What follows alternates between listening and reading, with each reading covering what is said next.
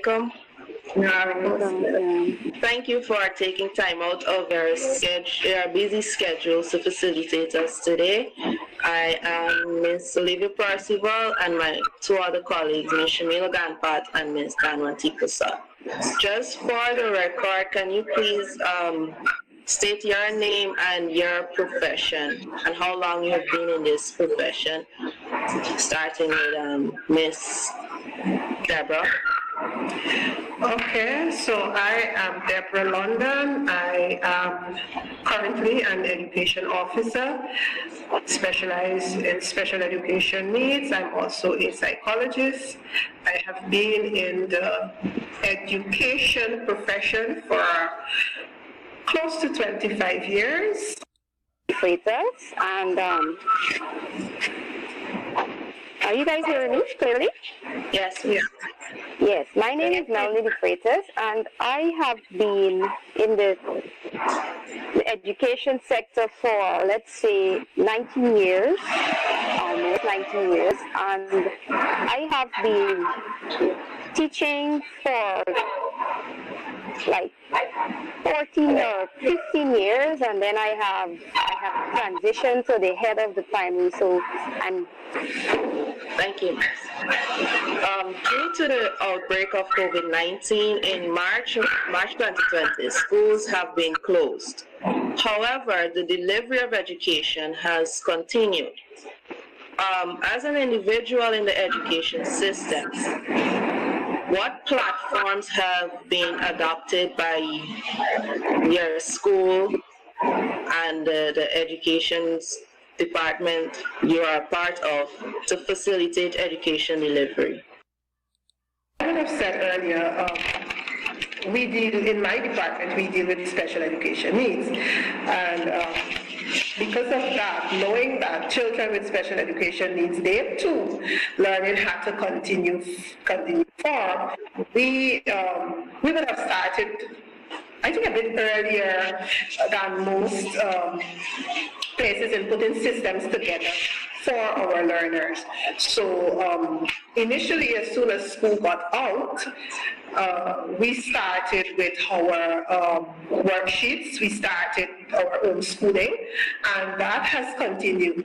Now, other schools where such technologies are not available, we have been doing our worksheets, and we sometimes would try to get the parents to come into the center, and they will take a look at some. I'm sorry, I should have picked up a package that as a sample that we usually prepare for the children, and the folder they're filled with activities, and we would give them things like crayons and markers, paints, whatever it is they would need to work with the children, and that goes out. So these packages. Yes, we had to learn, and bear in mind I'm saying learn, and implement the virtual learning. And we have used the Google Classroom and the Google Meet. We go back to March when the first case of COVID came, and then we had to close schools and all of that. Back then, we did not have the Google Classroom, but we were creating worksheets on the Google Doc, and we were linking this on our schemes. Our schemes are linked on our website, and most of the parents were going there to access. And in cases where parents were not going there, we were using the WhatsApp, and we were sending through work to our parents for our students. Thank you. All right. Thank you so much. Other question that we have lined up is, can you shed some light on some of the problems that you have encountered on the Google Classroom and the Google Meet platform since you have implemented it while doing the curriculum? Okay, I will go first. Challenges. Poor internet. We all know GT&T has been horrible in delivering internet. All right, so we do have also blackouts, but what we try to do, especially for the older children, the grades 5 and 6, because remember they're near the exam classes, right? Grade 5 is pre-exam and grade 6 is National Grade 6 Assessment. They write that. We record the sessions, right? And we do a recording, so those who might have missed it because of blackout or so on, they would have, they will still get a chance to see what went on in the class, or, listen to the video and, learn all that went on. So, parents, they're at work, and the kids don't have anybody much to supervise them. Maybe they're home with a grandparent, and the grandparent doesn't know much about the internet and social media and those things. So, and the grandparent doesn't know much about the internet and social media and those things. So, we would not get the submission of work on time. Sometimes a whole week would pass and no submission. Learning about it because I am also a part-time lecturer at the CPC, and I think I would have all of the challenges that Miss Melanie would have spoken about.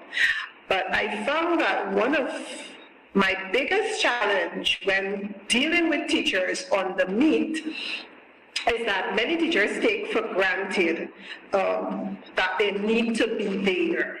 And so you will find that our teachers would log on to the Meet, and then of course they're going to put their videos on mute, and you're calling for them and they're not responding. So immediately you know that they're not there. That we had to move from the classroom to these online platforms such as laptop, Zoom, or Google Meet. Can you tell me what method you use to lend support to your learners to help them to cope with the frustration of learning outside of the classroom? The teachers can do in terms of supporting the learners, but from my end, because remember I'm not interfacing with the class or with the child, most of my support goes to the teachers and to the parents. So what do I do? There are times when we will have, we call them little staff development sessions, but they're not really staff development sessions. They are really for teachers to vent. And so they talk about what is happening. They talk about their frustration. For the parents, we have one of the things that we do.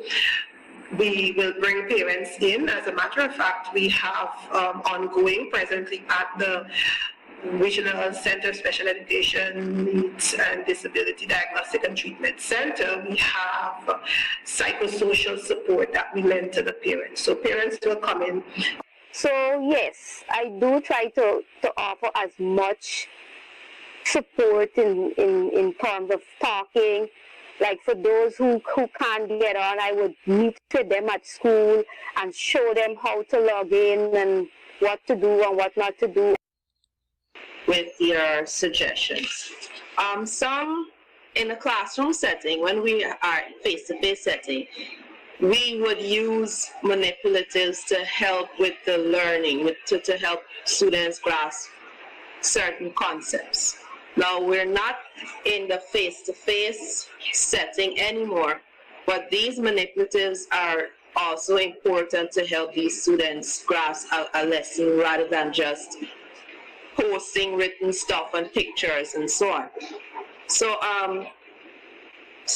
what are some didactic manipulatives that you have used, or teachers that you know have used to help with this learning process?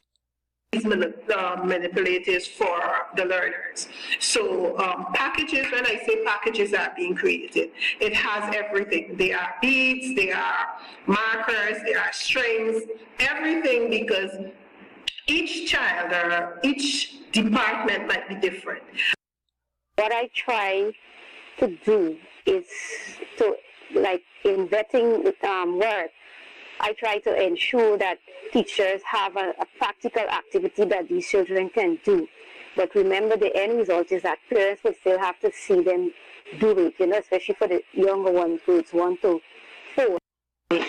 We also know that the Ministry of Education has employed various methods and resources to ensure that the children receive their schoolwork. They were going around with these worksheets and so on.